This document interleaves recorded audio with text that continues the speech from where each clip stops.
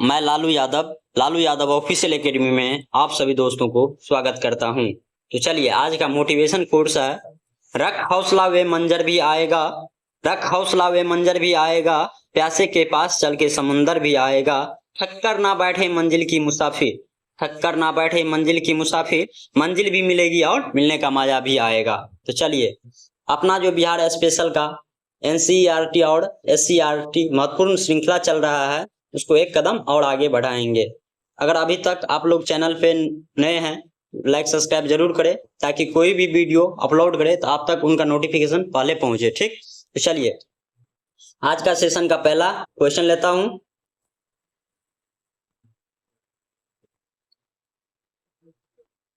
चलिए, मुस्लिम लीग ने अपना वार्षिक अधिवेशन नियमित रूप से कब आरंभ किया गया था? ऑप्शन ए 1916 ईस्वी में, option B 1919, option C 1924, option D 1925, option E उपरोक्त में से कोई नहीं या उपरोक्त में से एक से अधिक। बताइए, इसका आंसर दीजिए आप लोग कमेंट में।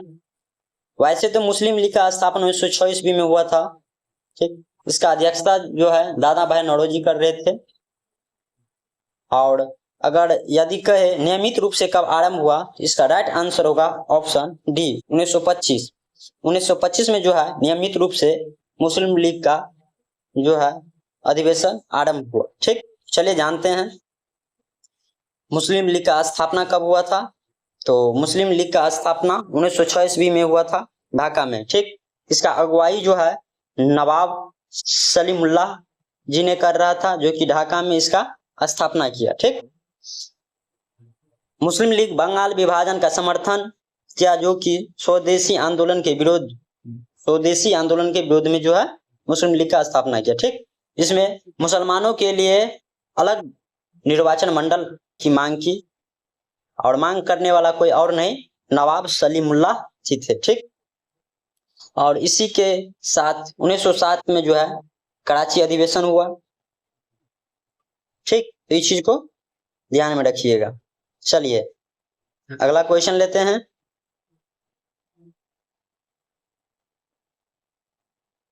विश्व जल दिवस का विषय क्या है? इस बार का थीम क्या है? 2024 का विश्व जल दिवस का थीम क्या है? Who what's water, water is life, water for face. इसका मतलब हुआ जो है इस बार विश्व जल दिवस का इस बार का थीम क्या है? इसका राइट आंसर होगा option C water for peace, शांति के लिए जल। चलिए जानते हैं हिंदी में इसको वाटर फॉर पीस को शांति के लिए जल कहा जाता है। तो चलिए जानते हैं इस बार का थीम क्या रहा 2024 का विश्व जल दिवस का। तो बस जी, विश्व जल दिवस सबसे पहले मालूम होना चाहिए कब मनाया जाता है। तो विश्व जल दिवस 22 मार्च को मनाया जाता है। ठीक, इस बार का थीम जो है 2024 का शांति के लिए जल। ठीक, तो वर्ल्ड वाटर डे कब मनाया जाता है? तो 22 मार्च को मनाया जाता है। इस बार का थीम क्या है 2024 को? तो शांति के लिए जल। ठीक, चलिए इस चीज को ध्यान में रखेंगे। इसी के साथ अगला क्वेश्चन लेते हैं। विश्व प्रसन्नता रिपोर्ट 2024 में भारत का कौन सा स्थान है? तो ऑप्शन ए 20वां, ऑप्शन बी 121 और ऑप्शन सी 124वां, ऑप्शन डी उपरोक्त में से एक से अधिक या उपरोक्त में से कोई नहीं, मोर देन अबव और नॉन ऑफ द अबव। चलिए, तो पूरे वर्ल्ड में जो है अगर कहे कि विश्व प्रसन्नता या खुशहाल जो है भारत का कौन सा स्थान है, तो 126वां 126वां स्थान है। ठीक, जिसमें ऑप्शन में है नहीं, तो इसका राइट आंसर होगा option E none of this. ठीक, चलिए जानते हैं अंतरराष्ट्रीय प्रसन्नता दिवस जो है सबसे पहले इस चीज जान लीजिए 20 मार्च को मनाया जाता है। ठीक, 20 मार्च को प्रसन्नता दिवस या खुशहाल दिवस मनाया जाता है। जो इस बार का जो है थीम जो है खुशी के लिए पुनः जुड़ना, लचीले समुदाय का निर्माण करना। ठीक रहा है।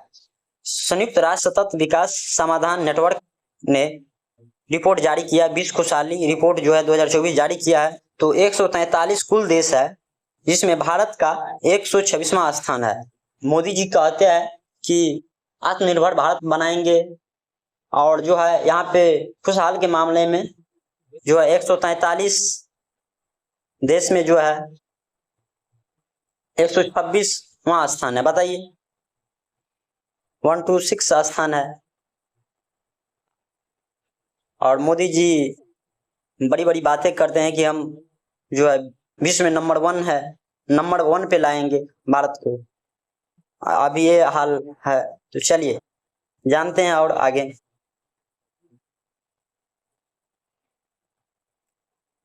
अगला क्वेश्चन है 2023-24 मानव विकास रिपोर्ट के अनुसार विश्व या वैश्विक मानव विकास सूचकांक HDI पर भारत का स्थान क्या है?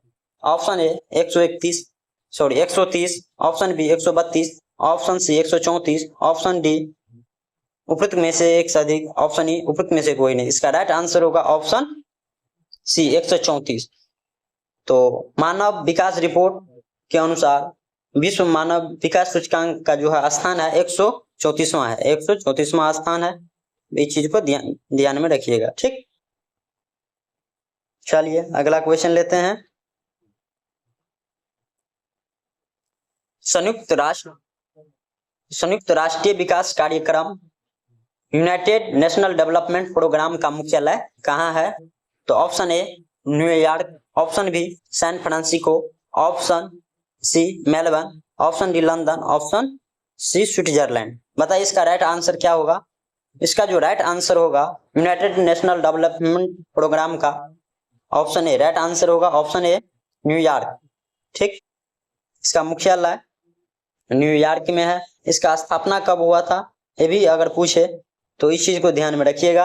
यूनाइटेड नेशनल डेवलपमेंट का स्थापना 22 नवंबर 1965 ईस्वी में हुई थी। इसका जो मुख्यालय है न्यूयॉर्क में है और इसका जो हेड जो थे अचिम स्टेनर को माना गया है। और इस बार का आदर्श वाक्य क्या था?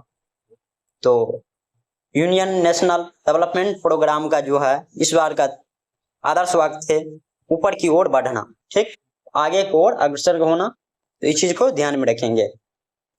चलिए अगला क्वेश्चन लेते हैं। हाल ही में समाचारों में देखा गया माउंट एरेबस निम्नलिखित में से किस महाद्वीप में स्थित है? तो option A Europe, option B दक्षिण America, option C Africa, option D उपयुक्त में से एक से अधिक, ऑप्शन ई उपयुक्त में से कोई नहीं। इसका राइट आंसर होगा ऑप्शन ई, क्योंकि माउंट एरेबस जो है हाल ही में आर्कटिका जो महासागर है उसमें जो है दिखाई दिया। तो चलिए जानते हैं। ये रहा आपका आर्कटिका महासागर, ठीक, इसमें जो है अभी हाल ही में दिखाई दिया, ठीक। तो इस चीज को ध्यान में रखेंगे। चलिए अगला क्वेश्चन लेते हैं। हड़प्पा सभ्यता निम्नलिखित में से किस क्षेत्र में फैली हुई है? तो बताइए, option A Gujarat, option B Afghanistan, option C Sindh, option D उपयुक्त में से एक से अधिक, उपयुक्त में से कोई नहीं। तो हड़प्पा सभ्यता जो है बहुत सारे क्षेत्रों में गया, जैसे कि गुजरात, अफगानिस्तान, सिंध, इस सारे के सारे इलाका में फैली हुई है। तो इसका राइट आंसर होगा मोर देन अबव, उपयुक्त में से एक से अधिक। राइट आंसर डी होगा। चलिए जानते हैं। हड़प्पा सभ्यता का विस्तार जो है गुजरात, अफगानिस्तान, सिंध, उत्तर प्रदेश, ठीक, राजस्थान, बलूचिस्तान प्रदेश आदि तक फैला है, ठीक। हड़प्पा सभ्यता विस्तार उत्तर में मांडा, ठीक, और दक्षिण में जो है दैमाबाद, पूरब में अलीमगीरपुर और पश्चिम में जो है सुतकागोडर जो पाकिस्तान में है, यहाँ तक विस्तृत है। उत्तर, दक्षिण, पूरब, पश्चिम इस प्रकार है, सारे के सारे चीज दर्शाया गया है। तो आप लोग ध्यान में रखेंगे, ठीक। तो चलिए अगला क्वेश्चन लेते हैं। सोन, नर्मदा और माही नदी का उत्पत्ति स्थल अमरकंटक कहाँ स्थित है? जो अमरकंटक से इस सारे के सारी नदी का उत्पत्ति स्थल है जो अमरकंटक कहाँ स्थित है? ऑप्शन ए मैकाल श्रेणी, ऑप्शन बी मकालू श्रेणी, ऑप्शन सी राजमहल पहाड़ी, ठीक। इसका राइट आंसर होगा ऑप्शन ए मैकाल पहाड़ी, ठीक। मैकाल श्रेणी तो अमरकंटक जो है मध्य प्रदेश के अन्नपूर्णा जिले से निकलती है और इस सारे के सारे नदी जो है मध्य प्रदेश और छत्तीसगढ़ के बॉर्डर से लगते हुए निकलती है, इसीलिए दोनों राज्यों के बीच से ये सारे के सारे नदी गुजरती है, सोन, नर्मदा और माही नदी। ठीक, और अमरकंटक जो है मध्य प्रदेश के अन्नपूर्णा जिले से में स्थित है। तो चलिए जानते हैं। मैकाल श्रेणी सतपुरा पर्वतमाला का पूर्वी भाग। ठीक, मैकाल श्रेणी पर्वतमाला मध्य प्रदेश के शहडोल और मंडला जिले और छत्तीसगढ़ के बिलासपुर जिले में स्थित है। अब ये बताएं दोनों जिले के बीचों के बीच कुछ सीमा साझा करते हैं। तो चलिए, अमरकंटक जो है मैकाल श्रेणी पर्वतमाला के सबसे ऊंची शिखर है। अगर पूछे अमरकंटक मैकाल श्रेणी का जो है कौन सा भाग है, तो सबसे ऊंचा शिखर है। ठीक, और अमरकंटक कहाँ स्थित है, तो मध्य प्रदेश के अन्नपूर्णा जिले में स्थित। ठीक, इस सारे के सारे चीजों को ध्यान में रखेंगे। चलिए अगला क्वेश्चन लेते हैं। मानचित्र पर दो बिंदुओं के बीच की दूरी को मापने के उपकरण क्या है? Option A planimeter, option B porosimeter, option C pyrometer, option D उपयुक्त में से एक से अधिक, ऑप्शन ई उपयुक्त में से कोई नहीं। तो चलिए इसका राइट आंसर आप लोग कमेंट में दीजिए। मानचित्र पर दो बिंदुओं के बीच अगर दूरी को मापेंगे हम, तो इसको कौन सा यंत्र से मापेंगे, तो उपयुक्तोमीटर। ठीक, जो कि इसमें आंसर में है नहीं, तो इसका राइट आंसर होगा ऑप्शन ई। ठीक, प्लेनीमीटर से हम लोग क्षेत्रफल को मापते हैं। ठीक, किसको मापते हैं, क्षेत्रफल को मापते हैं। और इसको जो है पायरोमीटर से जो है हम उच्च ताप को मापते हैं। ठीक ना, तो उच्च ताप को मापते हैं, ध्यान में रखेंगे। चलिए जानते हैं इसका राइट आंसर, तो आप लोग को मालूम होना चाहिए ऑप्शन ई अपोक्सोमीटर। अपोक्सोमीटर से दो बिंदुओं के बीच की दूरी मापते हैं और इनसे जो है क्षेत्रफल को मापते हैं। ठीक ना, इनसे क्षेत्रफल को मापते हैं प्लेनीमीटर से, और पायरोमीटर से उच्च ताप को मापते हैं। ठीक ना, चलिए जानते हैं। तो मानचित्र पर दो बिंदुओं के बीच की दूरी के मापने को उपकरण को अपोक्सोमीटर कहा जाता है, जो कि एग्जाम्पल के थ्रू 1 मीटर बराबर जो कि 100 सेंटीमीटर होता है, इस प्रकार मापा जाता है। ठीक, एग्जाम्पल बता रहे हैं। ठीक ना, इसी प्रकार इसको मापा जाता है। और देखो यहीं पे है प्लेनीमीटर। प्लेनीमीटर को जो है क्षेत्रफल को मापन में काम आता है और पायरोमीटर का उच्च ताप मापने में काम किया जाता है। ठीक, चीज को ध्यान में रखेंगे। चलिए अगला क्वेश्चन लेते हैं। निम्नलिखित में से कौन सा एक भूमि से घिरा बंदरगाह है? ठीक, बताइए ऐसा कौन सा जो है बंदरगाह है जो भूमि से घिरा हुआ है? तो ऑप्शन ए विशाखापट्टनम, या option B Mumbai, option C Ennore, उपयुक्त में से एक से अधिक या उपयुक्त में से कोई नहीं। इसका राइट आंसर होगा विशाखापट्टनम। ठीक, इसका जो है ऐसा बंदरगाह है जो भूमि के चारों ओर से घिरा हुआ है, इसका मुंह जो है समुद्र की ओर खुलता है। ठीक, तो चलिए जानते हैं। यह भारत के तीसरे सबसे बड़े राज्य का स्वामित्व वाला बंदरगाह है। ठीक, यह एक भूमिबुद्ध बंदरगाह है जिसका अर्थ है यह भूमि घिरा हुआ है, समुद्र की ओर खुलता है। यह भूमि जो है भूमि से घिरा हुआ है और समुद्र की ओर खुलता है। अब ये बताएं, स्वाभाविक बात है अगर समुद्र की ओर अगर इसका मुंह खुलता है तो वह नाव, वाहन और जल मार्ग मंत्रालय का जो है साधन में काम आएगा। ठीक, यह सदाबहार और संरक्षित बंदरगाह है। ठीक, इस सारे के सारे चीज को ध्यान में रखेंगे। अपना क्लास इसी प्रकार से चलते हैं। तो आप लोग अगर चैनल पे नए हैं तो चैनल को लाइक सब्सक्राइब जरूर करें और दोस्तों के पास शेयर करें। और बिहार का हर एक एग्जाम के व्यू से इम्पोर्टेंट है, क्योंकि बिहार का कोई भी एग्जाम होगा, बिहार स्पेशल का क्वेश्चन रहेगा, तो यहाँ से अगर क्वेश्चन कहीं से पूछे अगर बिहार स्पेशल का, तो नहीं छूटने वाला है। आप लोग सारे के सारे जो है बिहार स्पेशल का क्लास यूट्यूब पे अपलोड किया हूँ, उसको आप लोग देखिए और जो है दोस्तों के पास भी शेयर कीजिए ताकि किसी को बिहार स्पेशल का क्वेश्चन ना छूटे। अगर बिहार का कोई भी एग्जाम होता है तो बिहार स्पेशल का महत्वपूर्ण भूमिका होती है, ठीक ना। इस चीज को ध्यान में रखते हुए आप सभी अपना तो पढ़वे कीजिए और दोस्तों को भी हेल्प कीजिए, ठीक। चलिए अगला क्वेश्चन लेते इसी के साथ।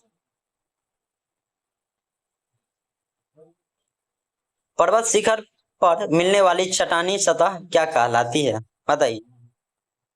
ऑप्शन ए फेल्सेनमीर, ऑप्शन बी फेला, option C felt, option D more than on off the above, option E none of the above. बताइए इसका राइट आंसर होगा फेल्सेनमीर। ऑप्शन ए राइट आंसर होगा, जो कि पर्वत शिखर पर मिलने वाली चट्टानी सतह फेल्सेनमीर कहलाते हैं, ठीक। इस चीज को ध्यान में रखेंगे। चलिए अगला क्वेश्चन है, जीवाश्मों के आधार पर मनुष्य की उत्पत्ति कौन से स्थान से है। जो हम मनुष्य हैं, हम लोग का उत्पत्ति स्थान कहाँ है, ठीक। तो ऑप्शन ए अफ्रीका की रीट घाटी से, ऑप्शन बी मध्य एशिया से, ऑप्शन सी जेरूसलम से, ऑप्शन डी उपरोक्त में से एक से अधिक और उपरोक्त में से कोई नहीं। इसका राइट आंसर होगा ऑप्शन ए अफ्रीका की रीट घाटी से हम लोग का साक्ष्य मिलता है। मनुष्य का उत्पत्ति जो है अफ्रीका के रीट घाटी से, जो कि रीट घाटी जो है अफ्रीका का पूर्व साइड में है, पूर्वी भाग है, ठीक। चलिए हम जानते हैं वहां पे बहुत सारा जो है कंकाल से मिला है और वहीं से अनुमान लगाया गया है कि मनुष्य का जो है उत्पत्ति यहीं से हुआ है, ठीक। तो चलिए जानते हैं। ए रहा आपका साउथ अफ्रीका, ठीक। इसका जो है पूर्वी भाग में रिफ्ट घाटी है, यहीं पे सारे के सारे हम लोग का अस्थियां मिली है, ठीक। कंकाल से मिले हैं, यहीं से पता चलता है कि मनुष्य का उत्पत्ति जो है यहीं से हुआ है, ठीक। चलिए जानते हैं ऐसा जो कंकाल से मिला हुआ था, ठीक। इस प्रकार बहुत सारे कंकाल से मिले थे, अस्थियां मिली थी, जिससे हम पता लगाए कि मनुष्य का उत्पत्ति, हम लोग का उत्पत्ति जो है यहीं से हुआ है, अफ्रीका के रिफ्ट घाटी से, ठीक। चलिए इसी के साथ अगला क्वेश्चन लेते हैं। हरित क्रांति से तात्पर्य है, ऑप्शन ए अधिक फसलें उगाएं, ऑप्शन बी उच्च उपज विविधता कार्यक्रम, ऑप्शन सी हरी खाद का प्रयोग, ऑप्शन डी उपयुक्त में से एक से अधिक, ऑप्शन उपयुक्त में से कोई नहीं। तो हरित क्रांति का अर्थ ही बता रहा है हरा भरा खुशहाल जीवन, ठीक। तो बताइए इसमें आंसर कौन होगा, आप लोग कमेंट में दीजिए। इसका राइट आंसर होगा ऑप्शन बी। ऑप्शन बी जो है उच्च उपज विविधता कार्यक्रम, जो हरा भरा खुशहाल जीवन जीने के लिए हमें जो है एक कार्यक्रम चलाना होगा, जो पर्यावरण बचाव कीजिए, जिससे कि हमारा पर्यावरण स्वस्थ रहेगा और अच्छा रहेगा, तो हमारा भूमि भी बंजर नहीं होगी और उपज हम लोग का जो है साधन खाने पीने का जो है मूल रूप से भोजन, उस सारे का सारा कोई कठिनाई नहीं होगी, ठीक, उपज देने में। तो ये सारे के सारे बातें हैं, इस सारे के सारे बातों को ध्यान में रखना चाहिए। हरित क्रांति का तात्पर्य, इसका जो है प्रमुख नेता कौन थे, ठीक। चलिए हम आगे जानते हैं, ठीक। एम.एस. स्वामीनाथन जी को माना गया है, ठीक। ये रहा आपका एम.एस. स्वामीनाथन। भारत की कृषि में आत्मनिर्भर बनाने के लिए आधुनिक बनाने की मदद की, जिसमें कि मरणोपरांत भारत रत्न से सम्मानित किया गया इन्हें। चलिए जानते हैं कौन कौन सा पुरस्कार इसको मिला है। पद्मश्री 1967 ईस्वी में सम्मानित किया इनसे, और पद्म भूषण से जो है 1972 में सम्मानित किया, और पद्म विभूषण से जो है 1989 ईस्वी में सम्मानित किया गया। और बहुत सारे इसको पुरस्कार मिला, जैसे कि 1961 में जो है शांति स्वरूप भटनागर पुरस्कार से सम्मानित किया गया, और 1971 में जो है रेमन मैग्सेस पुरस्कार से सम्मानित किया गया, और 1986 में अल्बर्ट इंडस्ट्रीज विश्व विज्ञान पुरस्कार से सम्मानित किया गया।